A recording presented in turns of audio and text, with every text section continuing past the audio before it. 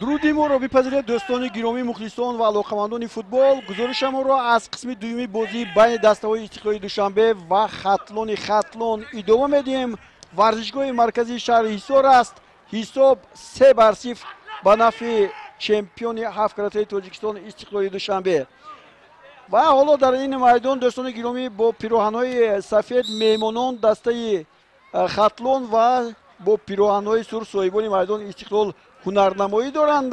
ба ҳар навъ қисми аввали вохӯрӣ бо бартарии футболбозони дастаи Истиқлол гузашт ва инро аз он натиҷае ки ҳоло мо дар ихтиёр дорем 3-0 пайхас кардан мумкин аст. хуб бозӣ гӯем ба як сӯи як дарвозаи дастаи Хатлон. ҳоло ҳуҷуми боз истиқлолиҳо, боз Табрези Давлатмир онҳо ба пеш мераванд. боз як зарбаи дигар ба сӯи майдони нази дарвоза ва инҷо дарвозабон хуб бозӣ мекунад Фатулло Бобоев. ва дӯстони гиромӣ гуфтам ба маврид аст ки биёед ҳоло дар бораи он голҳое ки дар қисми аввал зада шуданд ба шумо мегӯем ва баъдан бо ҳайати дастаҳо шинос мешавем. дар дақиқаи даҳуми вохӯрӣ ҳисоб кушода шуд. Шеридин Бобоев партофти хеле хуби Муҳаммадҷон Раҳимовро бо гол анҷом дод. ҳисоб кушода шуд ва баъдан дар дақиқаи 37 боз Шеридин Бобоев ин навбат як голи зебое зад ки бояд боиси тасхири дили ҳамаи мухлисони футбол шавад. 2-0 Истиқлол ба сейф пеш биромад ва ниҳоят дар мавриди дигар боз як голи дигарро ин навбат боз як бозингари нави ин даста Комрон Турсунов ки аз дастаи Регри Тадас ба инҷо гузаштааст ба нишон расонд. 3-0 ин натиҷаи қисми аввал аст ва бояд гуфт ки дастаи Хатлони Хатлон дар қисми аввал танҳо як ҳолати ба гӯем гол наздикро ба вуҷуд овард. дигар ҳолатҳо ҳама дар назди дарвозаи дастаи Хатлон буданд. хуб бозигарони ҷавони дастаи Хатлон фаҳмидан мумкин аст. Хатлон имсол ба ҷои гӯем номи Вахшро иваз кард, чун шаҳри Қурғонтепа ҳам тавре гуфтем дар қисми аввал номи худро ба Хатлон иваз кард ва ин даста ҳам якбора Хатлон шуду. ҳамчун Хатлон давомдиҳандаи таърихи футболи дастаи Вахши Қурғонтепа дар чемпионати Тоҷикистон ба ин дастаҳои лиги олӣ бозӣ мекунад. биёед ҳоло дӯстони гиромӣ бо ҳайати дастаҳо шинос мешавем. дастаи Истиқлоли Душанбе соҳибони майдон дар бозии имрӯза бо чунин ҳайат дар майдон ҳастанд. Николас Тошич ҳоло қоидаи бозӣ вайрон шудааст. ба бозигари дастаи Хатлон бояд кӯмак расонида шавад. дарвозабон Николас Тошич, рақами 33 Александр Гарбар, Алишер Шаримов рақами 27, Даврон Эргашев 6, Табрези Давлатмир рақами 3, Комрон Турсунов рақами 28. дар майдон Сергей Тихановский буд, як бозингари ҷадид ё худ нави дастаи Истиқлоли Душанбе ва ӯро иваз кардан. ҳоло ин зарбаи футболбозони дастаи Хатлонро мебинем. Наврӯз Рустамов ва туб ба насиби футболбозони дастаи Истиқлол гардид. хуб Сергей Тихановскийро Аҳтам Назаров дар қисми дуввум иваз кард. ҳоло Аҳтам Назаров таҳти рақами 19 дар майдон ҳунарнамоӣ дорад. рақами 11 Муҳаммадҷони Ҳасан номи худро, фамилияи худро яъне дигар кардааст. имрӯз Муҳаммадҷони Ҳасан минбаъд бо номи Муҳаммадҷон Раҳимов дар майдон ҳунарнамоӣ мекунад ва мо шумо бо ин бояд одат кунем. узви дастаи мунтахаби Тоҷикистон ва рақами 13 Нозим Бобоҷонов дар майдон буд. ҳоло боз ҳуҷуми дастаи Истиқлоли Душанбе Фатулло Фатуллоев ки на ба майдон омадааст ба пеш меравад. Комрон Турсунов дар назаш чанд нафар Бобоев ва як зарбаи сахти инҷо Фатуллоев дарвозабон Бобоев дар ҷояш. Фатулло Бобоев дар ҷояш аст ва ин тӯбро оромона дошта мегирад. Нозим Бобоҷоновро маҳз Фатулло Фатуллоев дар нимаи дуюми вохӯрӣ иваз кард. баъдан рақами 14 Шеридин Бобоев муаллифи 2 гол ва аввалин голи чемпионати Тоҷикистон дар мавсими соли 2018. ӯ ин муаллифи ҳамин гол шуд ки дар таърих бояд сабт хоҳад шуд. ва рақами 17 Дилшод Восиев капитани дар гузашта тақрибан 4-5 соли пеш капитани استقلال از نو با عنوان کاپیتانی برگشت و حالا ببینید اینجا برای دلشاد واسیف یک حالتی نهایت موافق بود، اما او با ترس اونکه در حالت غریب بازی قرار دارد با پیش هم نرفت. خوب در از دسته استقلال اینچنین بازیگرانی هستند که میتوانند به میدان آیند. این محور سلیمانوف تحت رقم 35، سیاوش اسرارov رقم 2، اینچنین رومی جلیلوف 21، 5 ارتیوم برانوفسکی و 9 نیکولای زنکو. حالا باز هجومی دسته استقلال ارگاشف بسیار عالی. اینجا یک ضربه دیگری همین بازیگر جوان شریدین بابایف است. این نوبت ضربهش خطا بود، از بالای دروازه به بیرونی میدان رفت. خب سرمربی دسته محسن محمدیف. دسته خطلان در واخوری امروزه با چنین هیئت به میدان آمده است. 16 دروازه‌بان فتولا بابایف، رقم 44 خولمرود نظرов، 73 علیشیر براتov بازی میکرد، او رو ایواز کردن. در میدان زیر رقم 23 محمد نسکوف حالا با در نزد تو بود به میدان آمد و این بازیگر ایواز کرده شد. رقم 17 نعیمجان ابراهیمزاده، 32 دلیر شومرودов. حالا باز فتولا بابایف اینجا به توپ نزدیک است، خیلی ماهرانه اون رو راهنمایی میکرد به بیرون میدان. و 27 مختار اورتیقوف، 90 جمالالدین زردیف، 63 گفته عمرجان شریپوف، 22 اوتابек کریموف، 15 پرویز اوخونوف و 19 نوروز رستموف. نوروز رستموف در قسم اولی بخوری یک امکانیت داشت برای گل زدن ولی اون رو استفاده نبرد. باز یک ضربه با اصول قیچی زد، اون هم کمی دورتر از نزد دروازه به بیرونی میدان رفت. در این دسته خطلون همچنین بازیگران هستند. سعید مهریدین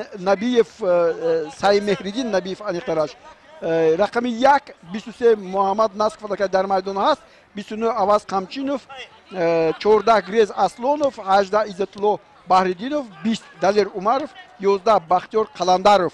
سرمربی دسته مهراب زوربکوف است و به او اسدالدین حبیب‌اللهیف کمک می‌رساند. همین طریق دوستان گرامی بازی ادامه دارد. توپ در مرکز میدان، هجوم فوتبالبازان دسته خطلون ادامه می‌یابد. اینجا گفتم ممکن است که حالا باز یک حالت خوب برای بازیگران این دسته بود، اما طوری می‌بینیم پرویز اوخونوف به این توپ نرسید و استوشیچ در قسم اول برای استوشیچ اونقدر گویم خفناک در نزد دروازه‌اش نبود. چند لحظه ای بود که او با بازی همراه شد و سلام. حالا استوشیچ می‌بینم که لات برداشته است. در بازی امروزه داوران درباره اونها من به شما چیزی نگفتم. عبدالرشید مرادوف از شهر توسوزاده حالا اجازه می‌دهد که به استوشیچ کمک رسانند. با او خولمرود عبدالسلاموف از شهر نو، نسیم حمیدوف از شهر دوشنبه کمک می‌رسانند. داور احتیاطی عبدالله دولتوف، ناظر داوران توردیبک خوشنظرов از ولایت سوخت و کمیسر بازی شوکت احمدوف. اینا بودن اون نفرانی که دوستان گرامی در بازی امروزه برای برگزاری بازی امروزه مسئولیت رو به دوش دارند. ما و شما باشیم بازی نخستین چمپیونات مملکت بین دسته‌های لیگ عالی طوری که در موسم 27 رو تماشا میکنیم. چون دسته استقلال دوشنبه دوستان گرامی از پگاه با ترکمنستان سفر میکرد برای برگزار کردن بازی دور دوم با دسته التین اسیر. از این رو من فکر میکنم که محسن محمدیف برای بعضی بازیگران امروز استراحت هم داد. از جمله من الکی با شما گفتم که نوکک احتم نظر و میدان آمد با فتولوف، اینچنین ارتیوم برانوفسکی در هیئت احتیاطی ایستاده است. اینچنین نیکولای زنکو، این نیکولای زنکو الکی با شما دوستان گرامی معلوم است که یکی از بازیگران خوب جای خود رو در هیئت دسته استقلال پیدا کرده، گوییم هم خطا نمیکنیم چون که بازی‌هایش خیلی خوب هم هست. حالا باز هجوم مهمانان باز یک امکانیت برای آنها فراهم می‌آید. اینجا ببینید اورتیقوف توپ رو برمیگردند، شریپوف است و باز نعیمجان ابراهیموف و اینجا برای نیکولاس استوشیچ این ضربه ها خطرناک نیستند ولی زود سراسیمه میشود. با توپ خوب دلشاد وصیف همراه می شود و حالا با میدان ارتیوم برانوفسکی وارد می شود و او اینجا میبینیم даврон эргашев ро иваз мекунад. тавре ман ба шумо дар қисми аввал гуфта будам, даврон эргашев аз дастаи жтсу ки бозӣ мекард ба ҳайси ҳамчун бозигари озод ба дастаи истиқлол пайваст, аммо барановскиро шумо хуб медонед, ӯ дар ҳайати дастаи истиқлол аст ва яке аз бозигароне ки ба ӯ сармураббии даста муҳсин муҳаммадиев боварӣ дорад ба шумор меравад. мухлисон дар варзишгоҳ кам ҳастанд. ин намедонам ҳоло дар инҷо суҳбате ҳам буд ки барои чӣ мухлисон кам ба варзишгоҳҳо меоянд. ҳоло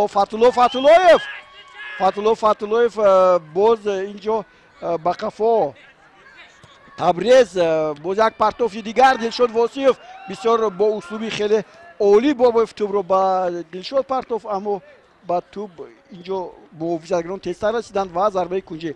фатуллоев бозингаре ки ҳамеша зарбаи кунҷӣ дар дастаи истиқлолро ба иҷро мерасонад. дар қисми аввал гуфтам ба маврид аст ки зарбаи кунҷӣ хеле кам буданд, қариб ки набуданд, гӯем хато намекунем ва ҳоло фатуллоев аввалин зарбаи кунҷиро дар қисми дуюм мезанад. бисёр хатарнок. агар муҳофизатгар инҷо намебуд, намедонистам ки ин бо чӣ гуна ин анҷом меёвад ва ҳолати ғайрибозӣ барои футболбозони дастаи истиқлоли душанбе. чизи дигареро ҳам гуфтан лозим аст ки дӯстони гиромӣ дар майдон чемпионҳои тоҷикистоне бозӣ мекунанд ки дар соли гузашта баробар буданд. 6 маротиба истиқлол ва 6 маротиба дастаи вахш хатлони имрӯза 6 маротибаги чемпиони тоҷикистон буданд ва истиқлол аллакай пеш гузашт 7 маротиба.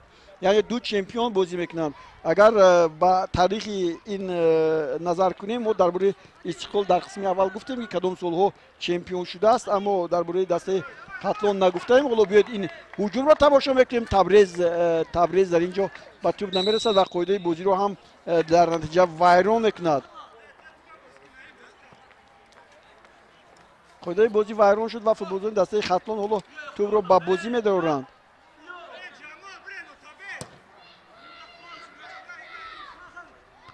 албатта ба сӯи наврӯз рустамов. ҳоло бубинед акнун инҷо артем барановский ба майдон омадааст. хуб дарвозабон ҳам хуб бо як дилпурӣ бозӣ мекард. дилшод восиев бисёр хуб. турсунов гуфтем ба шумо дар мавсими имсола дар ҳайати дастаи истиқлол бозӣ мекунад. як усули пушти пой аз ҷониби бобоев, вале тавре дидем тӯб нарасид. аммо хеле моҳирона дар ин ҳолат бобоев тӯбро рабуд аз муҳофизатгарони дастаи хатлон. ин лаҳзаҳо сурати бозӣ каме ҳам бошад хеле тезтар шудааст ва инро мо шумо дӯстони гиромӣ ҳис мекунем.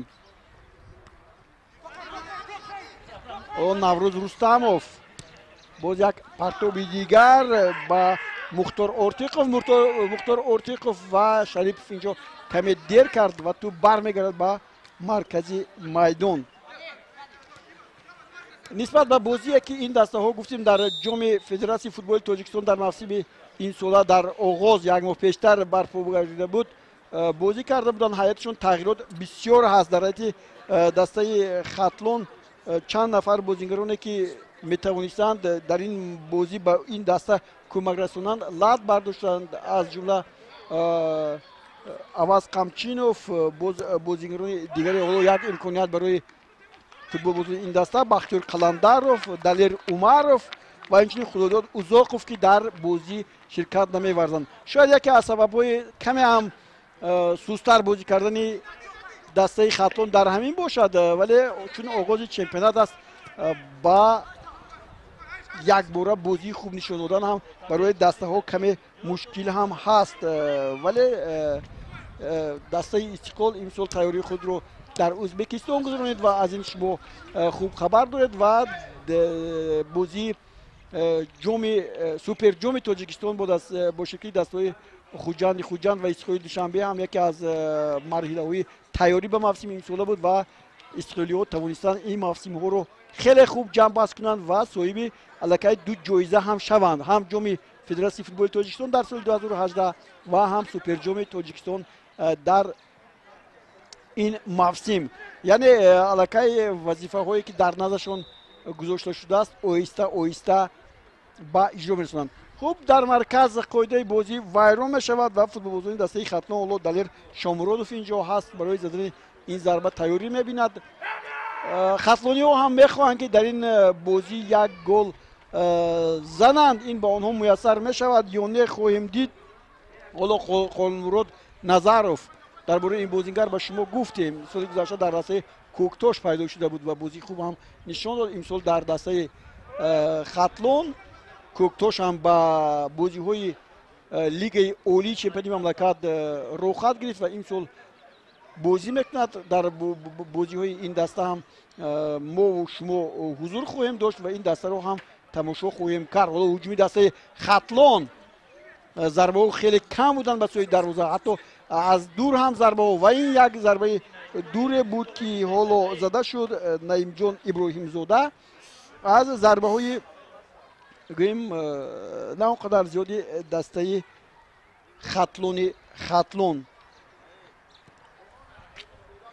دسته ختلان چون درباره عنوان چمپیونیش گفتیم، چمپیون تاجیکستان شوروی سال 61 78 85 می باشد و چمپیون تاجیکستان بعد استقلالیت سال‌های 1997 2005 و 2009 برنده مدال های نقره هم هست. سال 2004 و مدال های نقره تاجیکستان هم سال 1992 2006 2007 و 2010 صاحب جام شده است.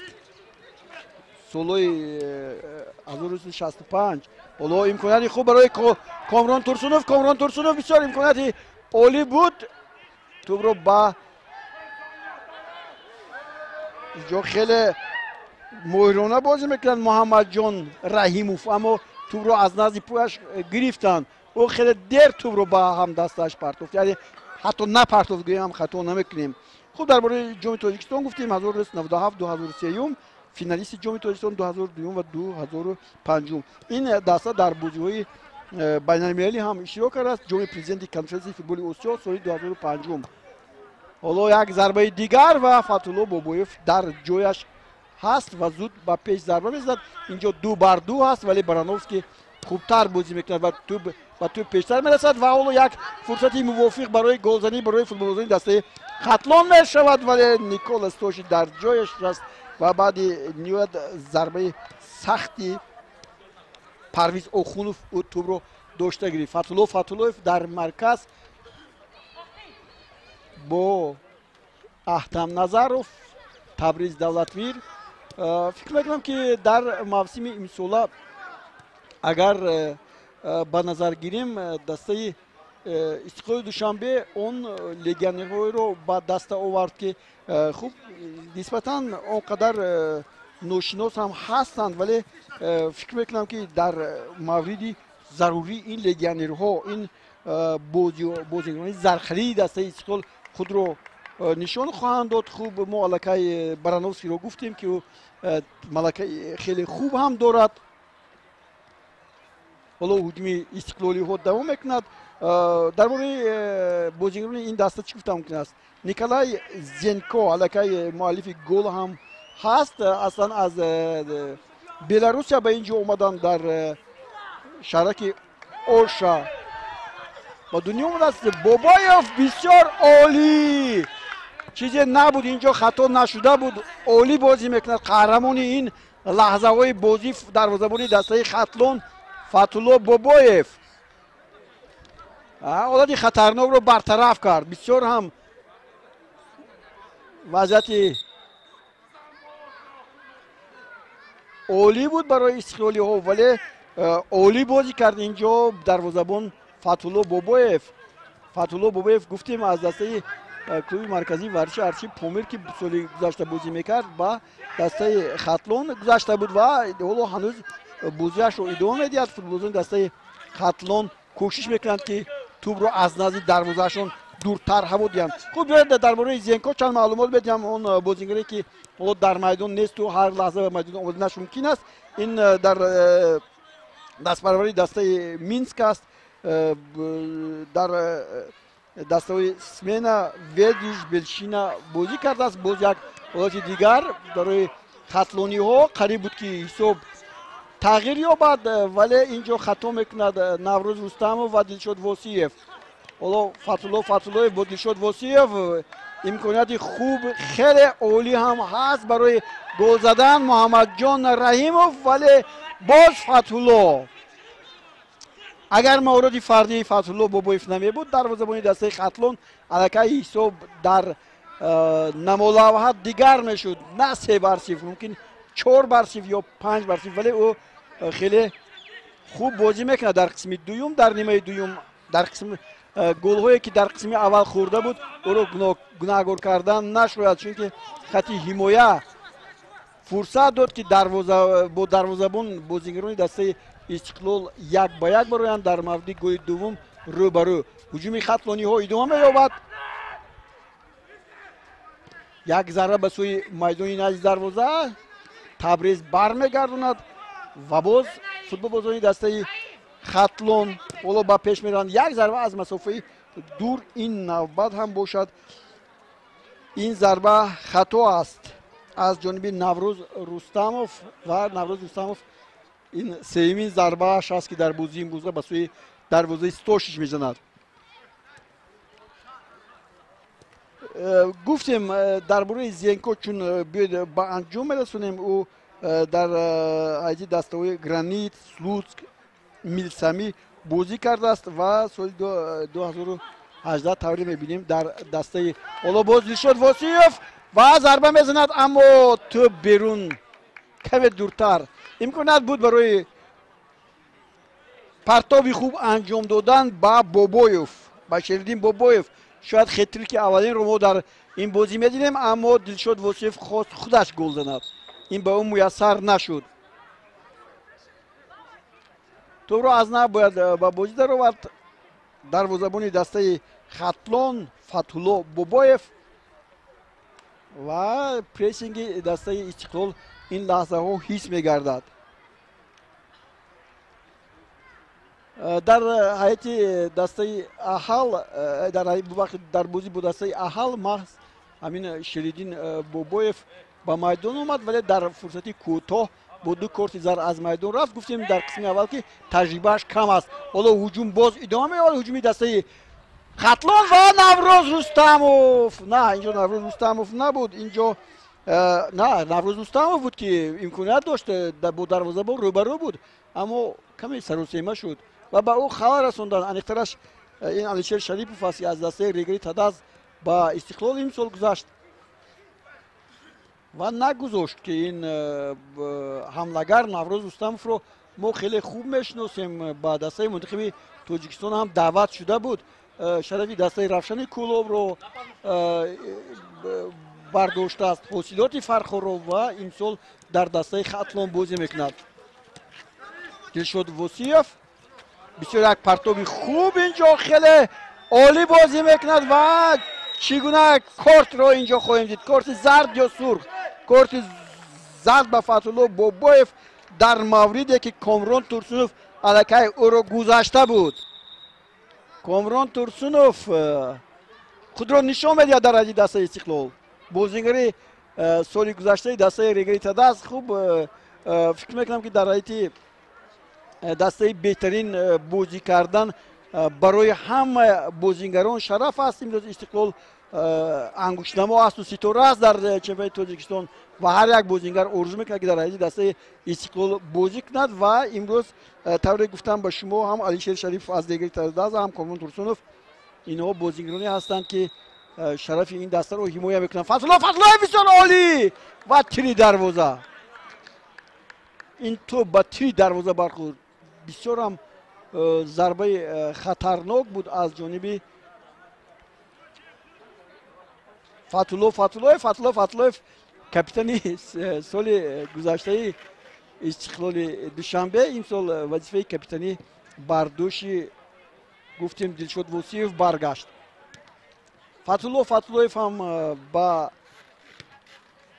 дастаи дигар гузашта буд, вале аз сабаби он ки Конфедератсияи футболи Осиё иштироки 3 легионерро дар ҳайати дастаҳои یعنی باشگاه‌های فوتبال کشورها اجازه داد از این رو فتح‌الله برای همون دسته که رفته بود ضرورتش نبود، چون که در خط حمایت بازی میکرد، مثل اون که الکساندر گاربر در حیاتی دسته استقلال بازی میکرد، تنها در چمپیونات بازی میکرد، در بازی‌های بین‌المللی نه. از همین خاطر فتح‌الله برگشت به دسته استقلال و جای او همیشه در دسته استقلال پیدا میشود. این گونه بازیگر در چمپیونات تاجیکستان انگشت شمار است و این رو ما شما خوب احساس میکنیم. و حالا باز خولمراد نظروف در بازی امروزه دسته خطلون همه ضربه ها و ضربه های جریمه‌ای که با وجود آمدن با اجرا رسانیده است، اما به نتیجه و این نوبت به سوی دروازه ضربه میزند. خطا کمی و توپ از میدان بیرون می شود. دقیقه 71 قسم دویمی وخوری هم به انجام میرسد و فوتبال بازان الحال در قسم دوم با زدن گل کامیاب نشدند، نه استقلال نه خطلون، ولی اون سه گلی که الحال در صف پیش استقلال رو نگاه می‌دارد از گل‌های زیباترین بازی اولی موسم سال 2018 فکر می‌کنم به حساب می‌روند. گل دومی که محض شیردین بابویف زد به خاطر گل‌های بهترین هم شامل خواهد شد. خب در این باره من فکر می‌کنم که باز برنامه‌های میشوند که ما گل‌ها رو پیشنهاد می‌کنیم. نوروز اینجا به مسئولیتی کار کمی توپ رو منع کرده نتوانست و در نوبت خود حالا باز هجومی دسته استقلال محمد جان رحیموف توپ رو برگردونه. حالا باز احتم نظروف، علیشیر شریپوف و اینجا طرز میبینیم آنقدر با پیشرفتنی نیستن مگر فوتبال دسته استقلال که یا که جای خالی میکنن برای حملگران و بازیکنان خط میانه دسته. چون گفتم دوستان گرامی در این دسته استقلال بازیکنان دیگر هم هستند، در بازی‌های گفتیم باز یک حالت دیگر برای فوتبال دسته خطلون، ولی اینجا آرام است استوشیچ و بابایف، شیردین بابایف بسیار عالی بازی میکند با هم دسته خود. اینجا کامران ترسونوف بود ولی کامران ترسونوف صورتی تو بلند بود، نگاه داشته نتوانست.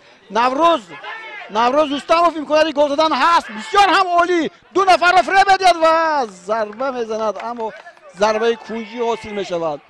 در اینجا نوروز خوب بازی کرد. من فکر میکنم که امکانیت بود که این توپ رو به جانب چپ پرتوید. اونجا پرویز آخونوف برای ضربه زدن آماده بود، تنها هم بود، کسی او رو تعقیب نمیکرد، محافظتگران در آنجا نبودن، ولی این توپ رو نداد، در نتیجه توپ از میدان بیرون شد. خب با هر نوع یک ایست در بازی هست. اینجا با بازیگری دسته استقلال کامران ترسونوف کمک میرسونند. در دسته استقلال باز گفتیم همین بازیگر زنکو در دسته اسلاوی هم بازی کرده سال 2007. در حیاتی دسته منتخب جوان نورسانی بلاروس هم بازی گذارده است. یک بازیگی در دسته المپی این کشور هم. حالا ضربه کنجی زده میشود دوستان گرامی در نزد توپ همون اوتبه کریموف است. اوتبه کریموف ضربه میزنه، بسیار اینجا امکانات برای نظروف بود. نظروف در حیاتی دسته کوکتاش بسیار گل زده است. من این بازیگر با این بازیگر مصاحبه هم انجام داده بودم که یکی از بهترین بازیگران لیگ یکمی چمپیونات تاجیکستان هم بود.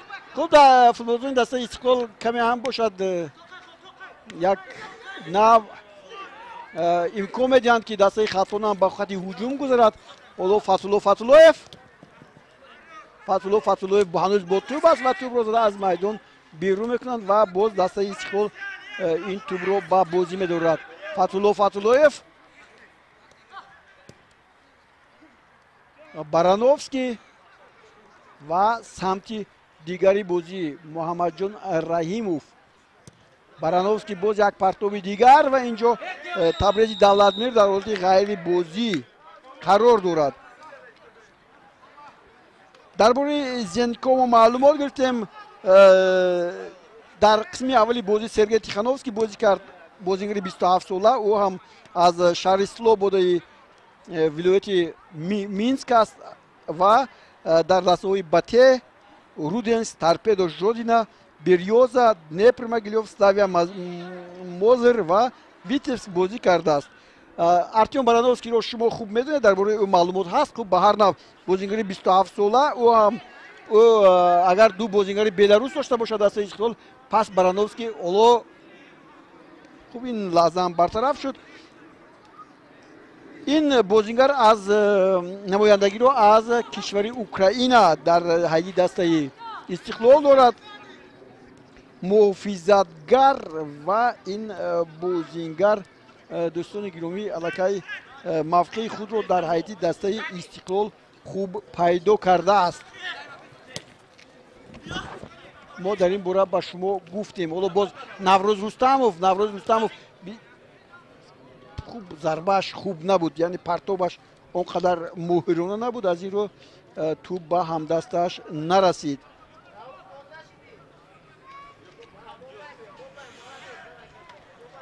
ҳоло футболизони дастаи Истиқлол каме ҳам бошад фишорро ба сӯи дарвозаи дастаи Хатлон хеле кам карданд. агар эҳсос карда бошед, дар ҳақиқат ҳамин тур ҳам ҳаст. ва чун дар бораи Барановский гуфтем, ҳоло боз Бобоев бисёр моҳирона Фатулло аз Дилшод Восиев зарба мезанад. Дилшод Восиев метавонист гол занад, аммо хуб ба ҳар нав Фатулло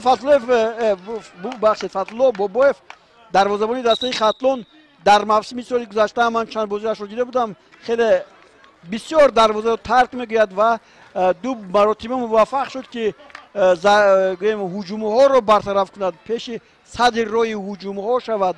аммо дар ин мавриде ки буд қариб буд Бобоев тӯбро вори ба дарвозаи холӣ партояд, аммо дигар самти ҳуҷумро интихоб кард ва мо шумо дидем. хуб Барановский дар дастаҳои Металлурги Донецк, Уори Донецк бозӣ кардааст, дар дастаи Титан, боз Металлург, Стал, ниҳоят Олимпики Донецк ва аз соли 2017 дар дастаи Истиқлол бозӣ мекунад. бозии ин муҳофизатгарро мо шумо хуб дидаем. аз Украина аз ин пеш ҳам бозигарон дар ҳайди дастаи Истиқлол бозӣ карданд. хуб гӯем агар ки хуб будан хато нахоҳем кард дар ҳақиқат, вале дар ҳайди дастаи Истиқлол аз даста рафтани Девид Маутор бисёр ҳам гӯем таъсирбахш хоҳад буд, вале фикр мекунам ки ин бозигароне ки омадаанд аз ҷумла Сергей Тихановский ва боз Артем Барановский ин холигиро бояд пур кунанд. ҳоло Артем Барановский бо тӯб ба пеш меравад, вале агар дӯстони гиромӣ ба он мусоҳибаҳо, он таваҷҷӯҳи рӯзноманигорон назар афканем, Истиқлол солҳои охир, на солҳои охир, балки дар мавсими имсола голҳои бисёр сар медиҳад аз дарвозааш. агар кембек намекард дар суперҷоми Тоҷикистон қариб буд мисли соли 2017 ки ҳосилот пирӯзиро ба даст оварда буд, қариб пирӯзиро ба дастаи хуҷанд диҳад, вале истиқлолиҳо тавонистанд дар ин вохӯрӣ ба пирӯзӣ ноил шаванд.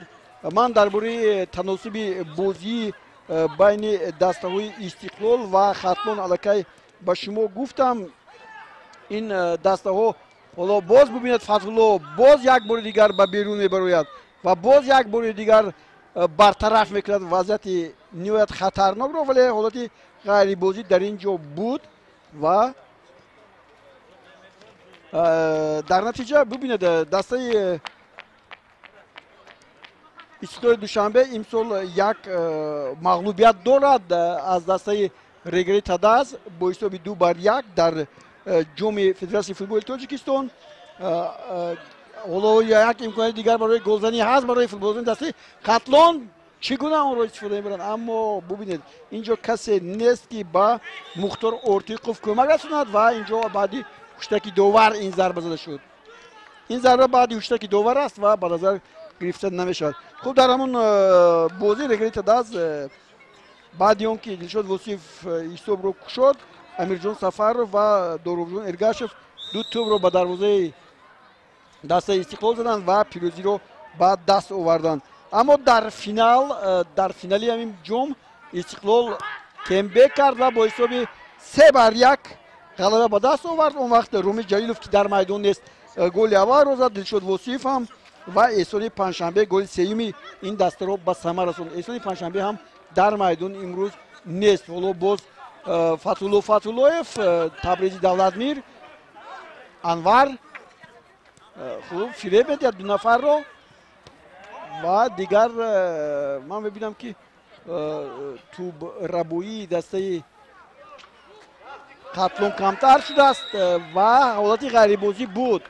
Бараъло ҳис мешуд ва ҳоло дӯстони гиромӣ дар айди дастаи Хатлон бозингар иваз карда мешавад.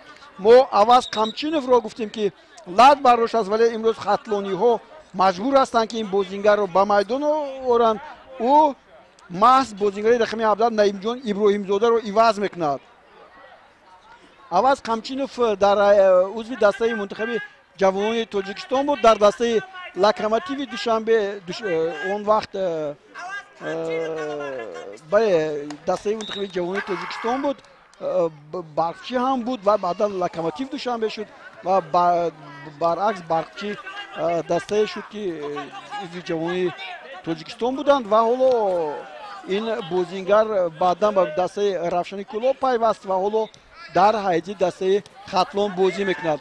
дастбарони футболи вилояти Хатлон аст. ҳоло бо тӯб ин Аваз Қамчинов аст.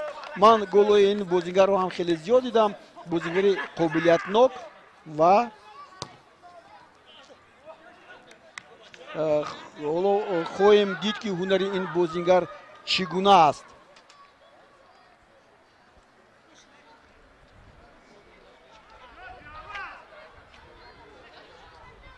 Барановский тӯбро бармегирад ба дарвозабон. дар гурӯҳ дар натиҷа дар ҷоми Федератсияи футболи Тоҷикистон Регар якум шуд, Истиқлол дуюм. Вале баъдан бозиҳои дигар ҷои Истиқлолро ба бозии финалӣ роҳхат доданд ва Регарро мағлуб карду соҳиби ҷом шуд. дастаҳои гуфтам Вахш Қӯрғонтепа ва Истиқлол бозиҳои зиёде гузарониданд. то ҳанӯз як ғалаба танҳо Истиқлол дастаи Хатлон ё ки Вахши гузашта бар Истиқлол дорад. инҷо каме саросема шуд фикр мекунам бозингар Табризи Давлатмир ва бояд гуфт дӯстони гиромӣ ки натиҷаи тӯбҳо ҳам бисёр ҳам тафовуташ бисёр аст. 6 гол задааст ҳамагӣ дастаи Вахш. ҳоло ҳуҷум боз ба сӯи дарвозаи дастаи Хатлон ва боз як имконияти дигар ва инҷо бисёр зарбаи хубро ҳам дидем, вале муҳофизатгарон хуб ин тӯбро баргардониданд. ҳоло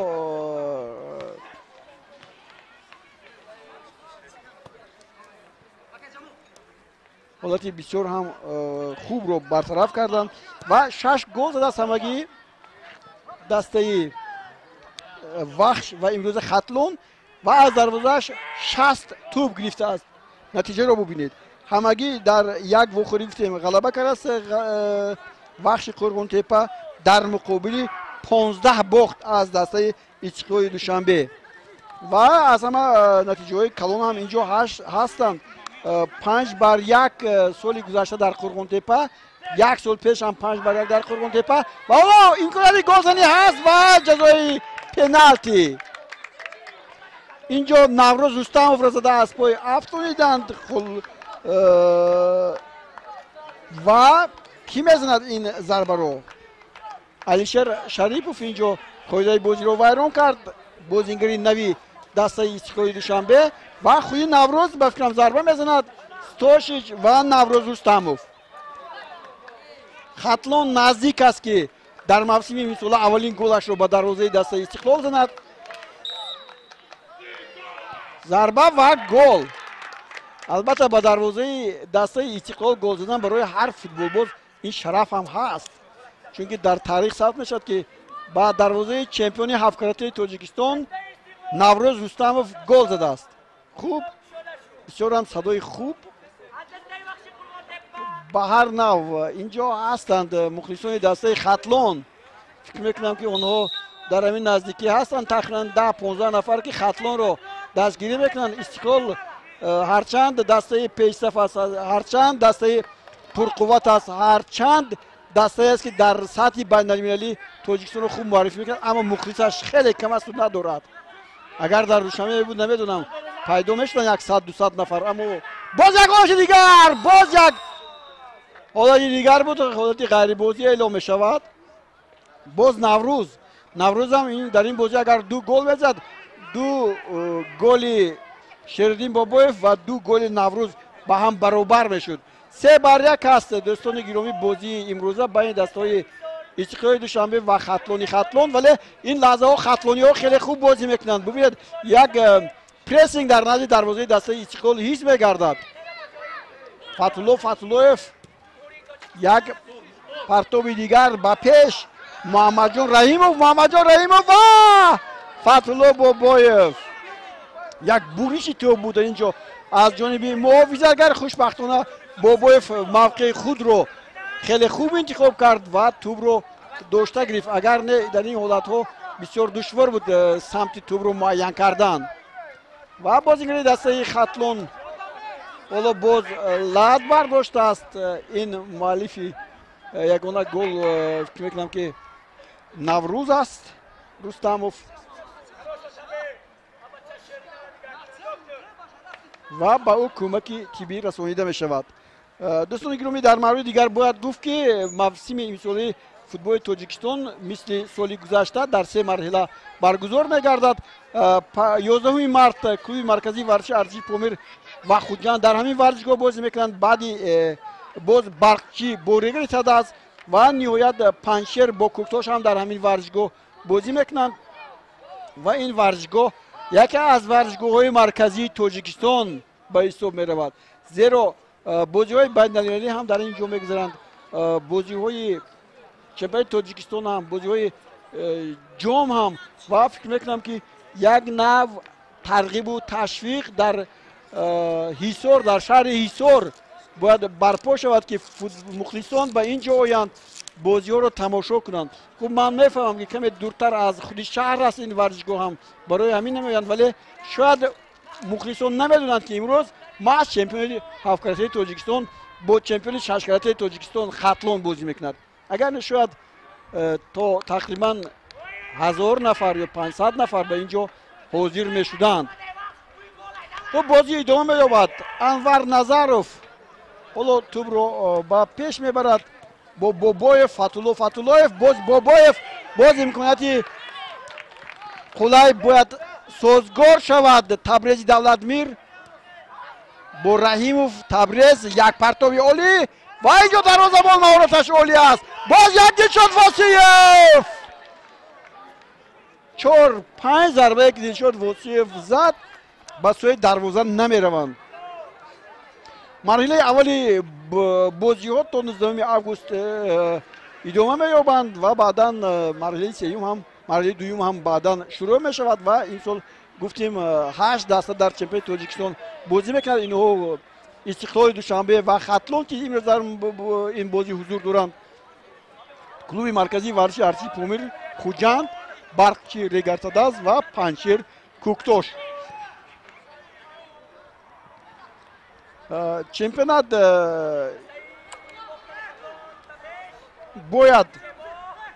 бояд ҳоло бубинед бисёр Наврӯз Рустамов боз як зарбаи дигар бисёр инҷо олӣ бозӣ кард, 3 нафарро гузашт. ин аввалҳои бозӣ аст. ҳоло ин бозигарон боз ба гӯем асли варзишгарии худ бармегарданд, яъне пурқуввату чолок мешаванд, яъне одат мекунанд ба майдони футбол ва он вақт мо боз бозиҳои ҷолибро хоҳем дид. Фатуллоев باز رحیموف، محمد جان حسن رحیموف است امروز.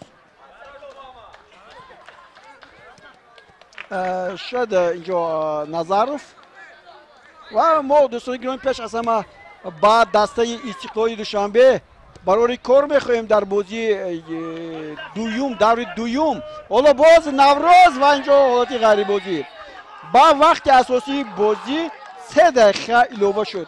وقتی زوی رفته تلف شده در این بازی 3 دقیقه خوب عوض کنی ها بودند و از همین خاطر حالا با 3 دقیقه دیگر این بازی رو میبینیم. دوستان گرامی به شبهه بازی بین دسته‌های التین اسیر چمپیون ترکمنستان که حالا ما دسته احل رو در این میدان مغلوب کردیم و آنها یک نوع ستیزه دارند بر جانبی دسته استقلال که یک دسته ترکمنستان رو به شکست روبرو کرد. بازی جالب و نهایت پرمسئولیت برپا خواهد شد. خب تلویزیون ورزش هم در نزد خود مقصد دارد که این بازی رو منظور شما گرداند. حالا باز فوتبالبازان دسته استقلال تورسونوف یک پرتاب دیگر دلشاد واسیف نه بچه نه دلشاد واسیف امروز گل زدن به او نمیرسد و فتولوف و محافظتگر اینجا توپ از بابایف گذشته بود و محافظتگر توانست این توپ رو از دروازه تقریبا بیرون کند. هجوم ادامه یابد. انور نظروف باز توپ رو باقی می‌گذارند با رحیموف و باز شردین بابایف در حالت غریب بازی. چقدر کاپیتان دسته استقلال امروز امکانیت داشت برای گلزنی اما اونها رو استفاده نبرد. نوروز هم در قسم اول یک امکانیت داشت، در قسم دوم امکانیتش بیشتر بود، دو سه مرتبه. حالا باز خطلون با پیش می رود، باز نوروز و باز یک حالتی دیگر ولی طوری می بینیم اینجا توپ رو درست اداره کردن نمیتونن. بازیکن دسته خطلون پرویز اوخونوف بود که این توپ رو اداره کردن نتوانست. هنوز بازی به انجام نرسیده است، وقتی تلف شده ادامه دارد و ما عبدالرشید مرادوف داوری بازی امروزه رو که خیلی خوب داوری هم کرد و از او انتظار میشم که کای هوشتگ میتونه این بازی به انجام رسد. رحیموف پرتابی نهایت دور با تورسونوف با کنار راست میدان و اینجا کامران تورسونوف این توپ رو اداره کردن نتوانست. اوخونوف باز نوروز امکانیت برای فوتبالبازان دسته همچینوف اینجا مبارزه میبرد با توپ و کمی صورتش پستی کرد و با این توپ نرسید. ستاشیچ کارش کمتر بود ولی به هر نوع چند لحظه‌ای بودن که او خیلی خوب بازی کرد. باز دسته خطلون با پیش میرود، باز یک حالت دیگر برای قمچینوف آواز قمچینوف توپ عالی. انا این ضربه رو من دیدم خواستم که دیدم و ستاشیچ هم بایرون بازی کرد و تیر دروازه هم استقلال رو از گل نجات داد. نوروز بود، بله اینجا نوروز بود. دوستان گرامی من فکر کردم که عوض قمچینوف باشد، نه نوروز، ضربه نوروز بود. بار دیگر ببینیم این ضربه رو و نهایت ضربه خوب هم بود. ستاشیچ زور خوب بازی کرد و یک جست زیبایش و بازی به انجام رسید. 3-1 دوستان گرامی اولین بازی موسم سال 2018 تاجیکستان با غلبه استقلال به انجام رسید. ما هم گزارشمون رو در همین جا به انجام میرسونیم. تا گزارش‌های نوبتی شاد و پیروز باشید.